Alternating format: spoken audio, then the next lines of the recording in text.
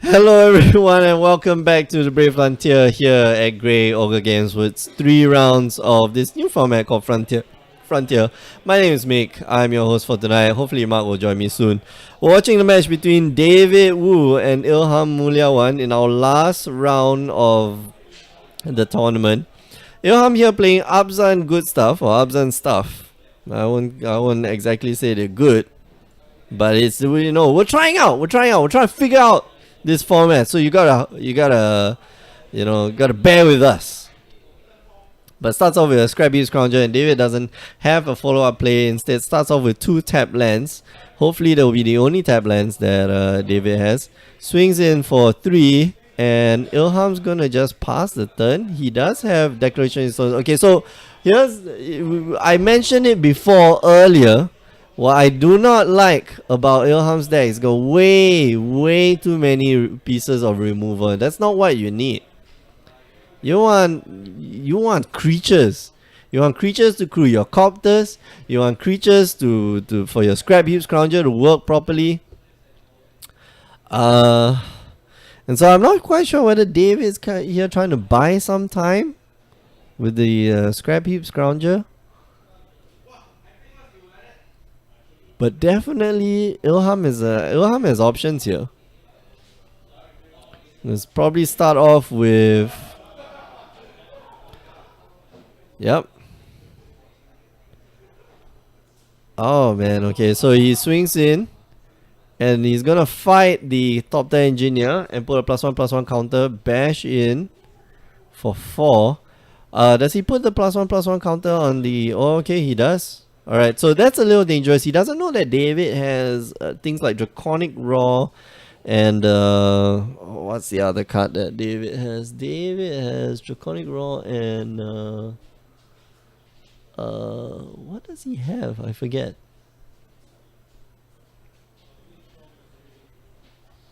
Right, he's got Unlicensed Disintegration. So putting all your eggs in one basket, not the best idea, but it's fine. It's totally fine. David here probably just going to resolve. Oh, Pia and Kiranala. Very strong cards here. 4 mana for 4 power and toughness and 2 in the air, in fact. Whoa! This Frontier. Joe! Damn interested in this format. Yeah, damn interesting, right? Actually, no, it's not very interesting yet. Because we don't have very interesting decks. The decks have to get better, I feel. And people need to stop playing the goddamn Treasure Cruise. We need ban lists. No man, Treasure Cruise. Treasure Cruise! Treasure Cruise! Every deck needs to play blue mana. Just start off your deck. Start off your deck with 4 Treasure Cruise. 4 Treasure Cruise, the appropriate fetch lands. Yeah. And then form the rest of your deck. That's After that, you have I don't remember much about Standard from this period of time. Seriously, how do you not remember? God, it was so oppressive. Rally, Coco,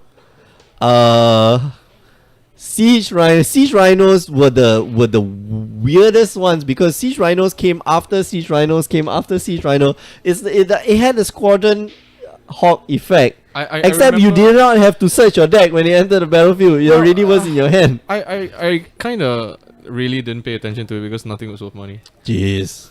I was like not a thing. Oh yeah, okay. Collector Company. Collector Company was the only thing, and Kolokan's Command. And that was and basically those 2 cards were driven by modern demand, not so much standard demand. Yeah. That's basically it. And fetchers. But everything, yeah. Fetchers were also at some point in time like 10 USD each. They were cheap. Fetchers, yeah, I mean like maybe about a month ago, a month and a half. I don't know. Maybe more than that. So maybe 2 months. Then it started to pick up again. Yeah. Yeah. There was a period of time where like Star City was buying it for like 6 US, Jeez, 4 US. Why would you sell your lands, man? Lands are eternal. For those of you who don't listen to Power 9 podcast, we advocate lands are eternal. If you sell your lands, you dumb. You shouldn't. It's a lot like real life, you know. If you want to put your money somewhere, put your money in real estate. Very rarely will you. Lands always appreciate. Even the paid lands. Okay, always. Okay, they don't always appreciate, but they appreciate. I mean, like they either Caracas stay. is a great example. No, and the But example I want to put up is like pain lens. Yeah, I mean, like, the M15 it's pain lens anomalous, are yeah. more expensive than Caracas was original hurt pain because lens. of a reprint. Yeah, and, okay, so like, that's but that can happen. So just do note that we're not a Donald Trump investment firm here. So we're not gonna Yeah. tell you what to put your money in. But lands, generally speaking, in Magic they Gathering, kinda they do well. they kinda last. Even if we're getting like WMCQ reprints of what's that card? Inkmoth Nexus. Yeah. Still expensive, man. That card is not cheap. It will, yeah, but I mean, you'll start to see a dip in price after the WMCQ start to happen next year. So like sometime in March, you'll start to see, not March actually, slightly later than that. Alright, I think it's gonna be like June. June is gonna be the first WMCQ. Thereabouts. And then you're gonna see like a small. You're gonna see Then a you're short gonna dip. see- Or right before June. Actually, right before June, you're Yeah. gonna see a dip because like that's Yeah. that's when people are just selling it off, Yeah. anticipating the. But the truth new- is that you're gonna see a bit of a price dip moving forward as well, because just of fear, people won't buy it because they're afraid it's gonna go down after the promo's man. release. So yeah, Why does this always happen? People like the same thing happened with Force of Wills when EMA came out, and Force of Wills came back even stronger after. yeah. so- But I think that is also a bit anomalous. Force of Will demand is Is like insane, right? yeah, You okay, can't play an that's true. entire format if you pretty much don't have forces, or the backbone of an entire format is it's just that card. So it's not just something that's played in one deck or two decks or three decks. It's played in a lot of decks. Wow. Okay. So Unless David, it's just wow, pretty sure. David here with a very nice, very handsome sequence of events. But I don't think it's enough because Ilham here gonna bring back the Scrap Heap Scrounger Yeah, and there gonna we go hit in for the win. We'll go into game 2. David's deck is slightly slower. It is not a control deck, but Ilham here being able to draw the good stuff in his deck. I feel Ilham's deck needs a little bit more improvement. Way too much removal, not enough creatures. Hushwing Griffs are cool in the main board, but other than that, you probably need other stuff. You need other creatures. In response to Rihan, I hope I'm pronouncing that right. Yes, in fact, the meta is actually quite developed, but it's primarily in Japan. Haruria, which I think everybody knows, was the first to introduce this format, or one of the first to officially sanction these tournaments and try and make it a thing. MTG Goldfish is not a Japanese website, right? No, it's not. Yeah, but It's not. all the decks get posted there. So I'm not advocating. I'm not like this thing. But it is one of the resources that we use to find out, you know, all the meta games. Right, so I mean that's a good like area to just take a look at some of the stuff that works. And if you want to follow some of the coverage on Haruria's website, I think that they do stream from time to time. They don't have commentary on their streams, but it's just fun to watch. Yeah, and they are good. They're good players. They're really good players. So you can learn a lot from watching the meta there, and how they design their decks. I think that they're probably more advanced than anybody. Yeah, They for spend sure. a lot of time playing the format, and it's really quite a thing there. The other thing that you can do is also listen to the Power9 podcast, power9podcast.com. I think a few episodes, like 1 or 2 episodes ago, we were talking about Frontier, this new format that we are watching right now. And we did a breakdown of what are the nice stuff that people are putting in the decks from all the sets. There are only 10 sets so far, so it's kind of bigger than Extended ever was. And the card pool is very big because back then we had big set, small set, right? Yeah. Now we have, and then you have to combine 8 sets of that. So you got 1, 2, 3, 4. You have 4 big sets. So 2 core sets, 2 big sets, and then 4 small sets. So 4 big sets, 4 small sets. In Frontier, and with the last few sets, you have big set, and then you have medium set. Mm-hmm. And that's big, and that you add them up together is definitely, you now have 6 big sets, and then I think two medium sets and 2 small sets. So that's actually much larger card pool than Extended ever was.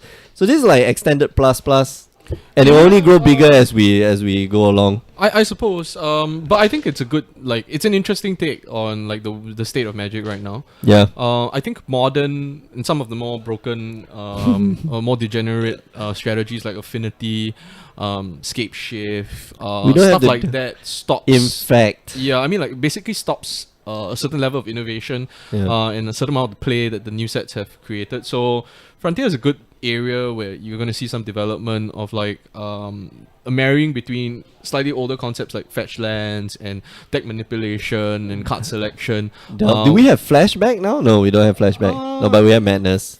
Okay, we have some to stuff, some extent. So it's a marrying of some of the concepts that otherwise wouldn't get any kind of like attention during modern, in standard modern, because not standard modern, but in modern as it is now, because the format is, I wouldn't say it's solved, but you know, with like the exception of anomalies like Scrap Red coming out and winning a GP, the meta is pretty much fixed. So yeah, you have, I mean, like, you know exactly when you go into a modern tournament, like a very highly competitive modern tournament, you know what you need to expect. You know your especially in sideboard. Singapore, you just need to expect Affinity. Yeah, Affinity just hey, four Kataki Wars wins, That's right, man. wins you the game. That's right, man. Mick saw that coming. I saw that.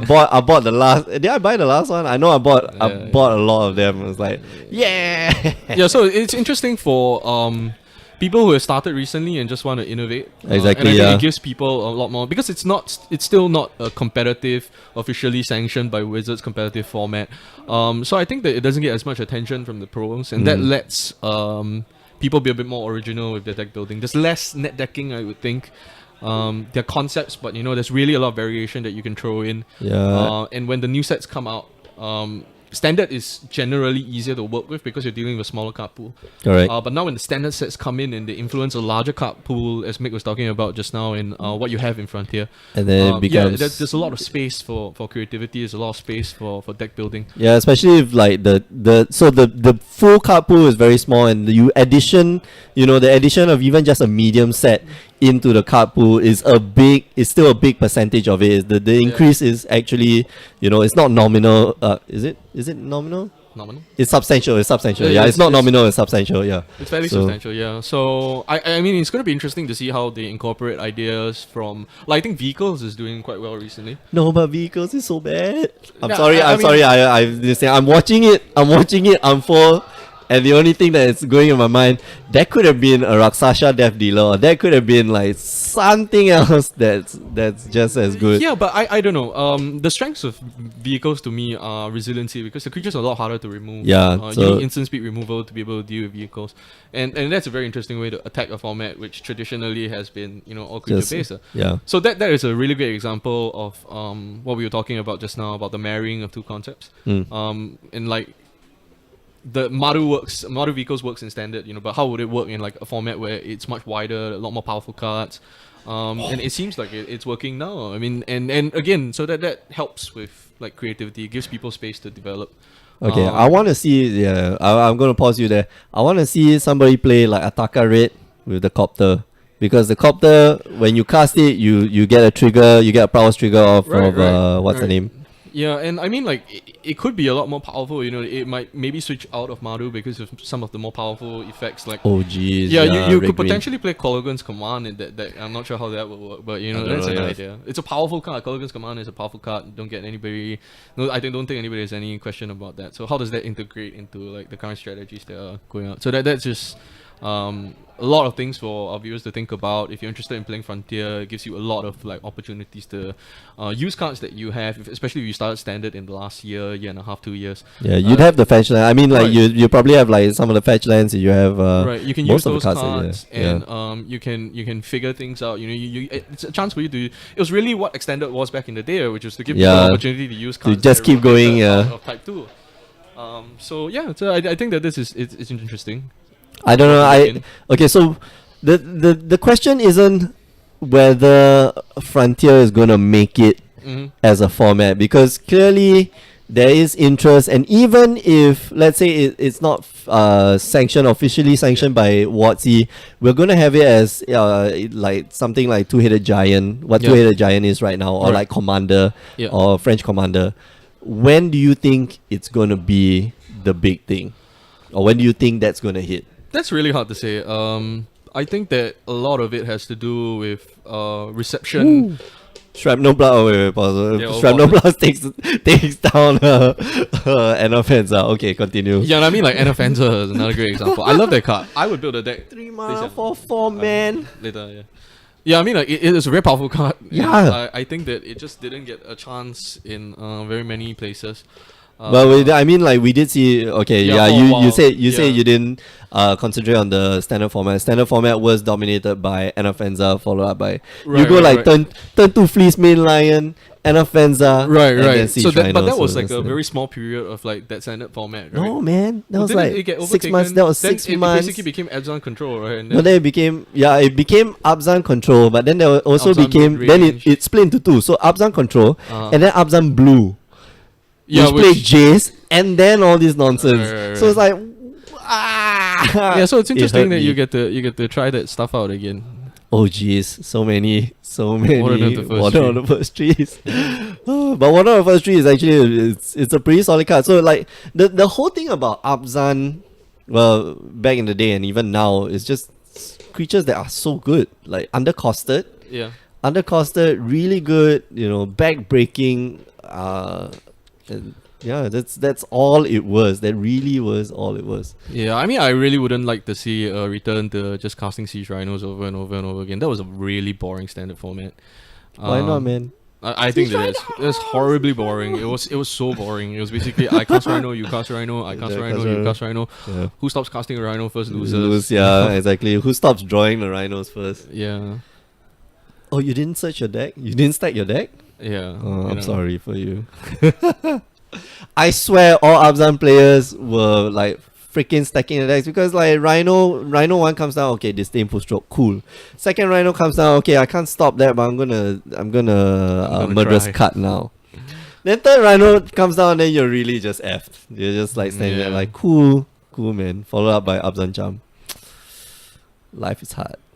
But yeah, I suppose that it's gonna take a bit. Like the match that we see now between David and Nilham, it's very standard. It's just creature versus creature. It doesn't seem to be a lot of interaction, and the powerful spells, I guess haven't made an appearance. So I think it'll be interesting if we start seeing some of how they've built their decks. We don't know what is in their decks, so we're not sure what powerful effects or deck concepts they have going. Yeah, what's the build around? Yeah.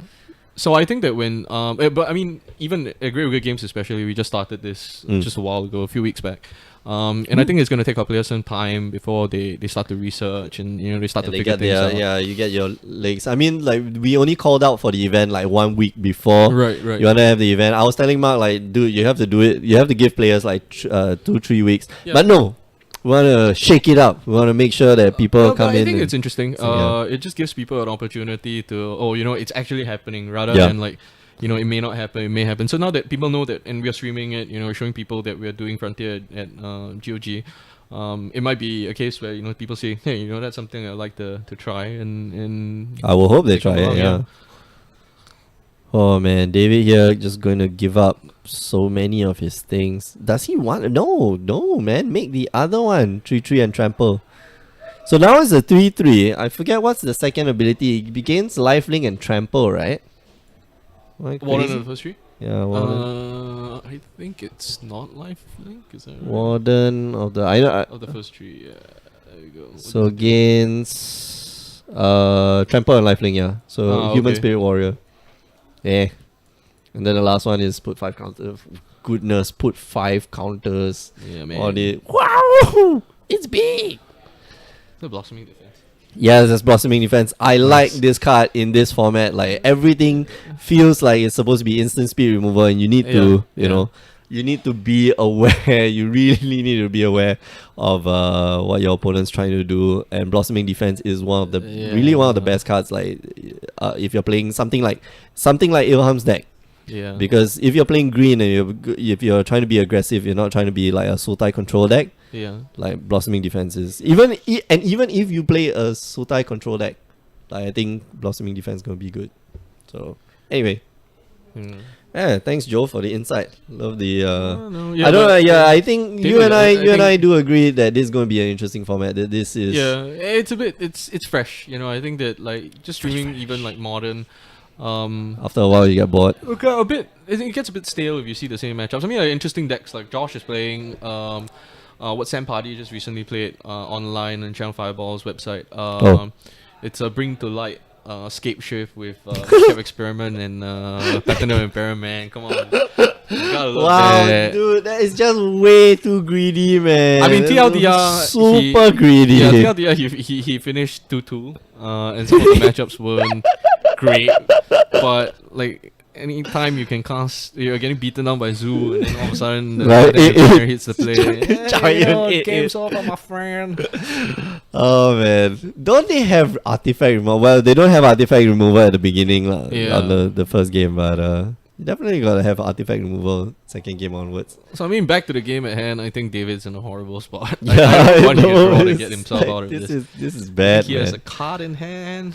Unlicensed, even unlicensed disintegration. Okay, that's not gonna do much. Gets rid of one, and honestly speaking, Ilham is not that far away from. In fact, he is. He could have just put like 5 counters on the other dude, right? I don't think that there's a need to do that now. I think that but what I probably would have done is that I probably wouldn't have tapped my mana before I attacked, so that I could do it in response to a removal spell that would deal damage. But yeah, I mean, even now you're facing down a trampling lifelinker, and your chumpers don't make sense. Yeah, exactly. Yeah. And he's gaining way too much life, and he's able to put like next turn. All he has to do is just tap all his lands and then put like 5 counters on it, and David's done for. He's at 6 points of life. So he can 6. survive a turn, but he needs to like whip off another unlicensed disintegration. That would be nice. Yeah, that would be nice. That would be a great card. I don't think he drew it though. It's a shrapnel blast.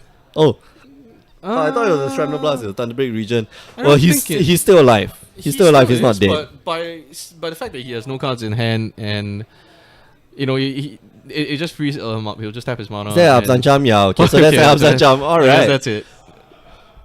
He's going to target the Thunderbreak region and take 3 points of damage. Yeah, sure, I'm gonna take 3 points of damage because next time I'm gonna gain like a bajillion. It's gonna gain 8 off of the. No, I think this game is over because now I don't think that there's anything you can do about War on First Tree. You're just gonna do the third activation and then swing in for 11 points of trample damage, and that's the game. Yeah. All right. That's it for us. Yeah, that's it. Thank you, Joe, for joining me. Every round there's a new person joining me. We need more. We need more of these damn casters, so that when I'm not here, you guys can do it effectively.